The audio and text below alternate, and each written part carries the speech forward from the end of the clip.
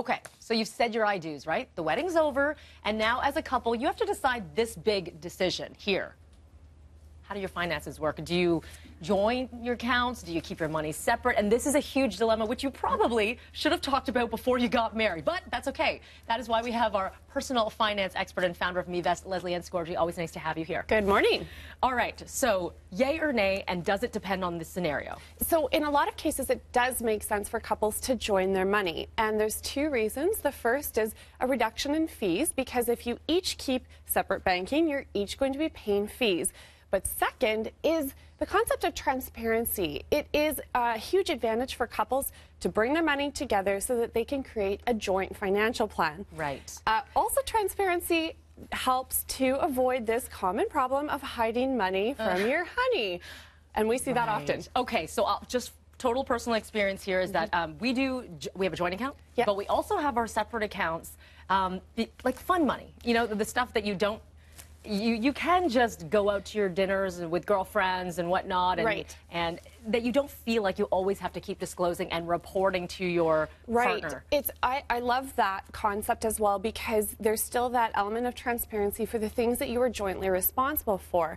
And then if you agree on what goes into that fun money or those, you know, separate accounts, that is also totally fine. The idea, though, is that you agree together that this is the way that we're going to manage our money. Okay. Because it's more about the approach than it is on the structure. The actual. Is it bad for certain people? Like, I know you're saying overall you recommend that you do it for fees and whatnot, but for some scenarios, would it just not work? That's right. So let's say that there is a child or children involved from a previous marriage.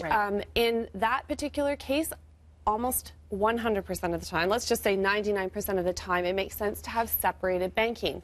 That's because there's some complexities around spousal support, child support, and other custody-related matters. So in that case, it can make a lot of sense. The other case is when there's a big gap in what a couple owes and owns. Oh, okay. In that case, you can manage the gap in two ways. You can separate your banking, or you can use a legal agreement like a prenup or a cohabitation agreement. People feel nervous about the prenups because it takes away the romance, but it makes sense logistically, though, right? I'm a huge fan of them for a couple of reasons. They just clearly define what is going to happen inside the marriage and what will happen if it dissolves. So there's, you know, I think a lot of people would say that that could be helpful down the road.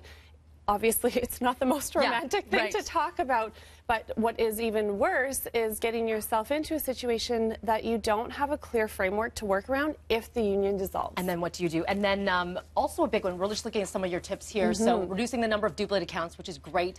Make sure you both have online access, and that helps if you want to be able to manage this, you want to be able to manage that, you're on the same page literally. Your budget is key, and then if one partner has significantly more assets, like you said, creating a legal agreement in that case, because often you see an imbalance in what the partners make. That's right.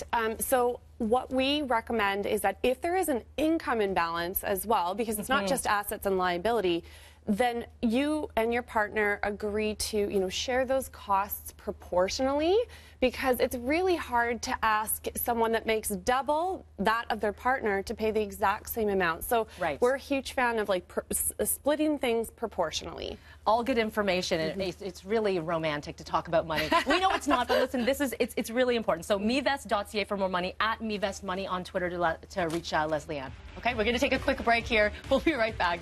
Really good tips. Thank you.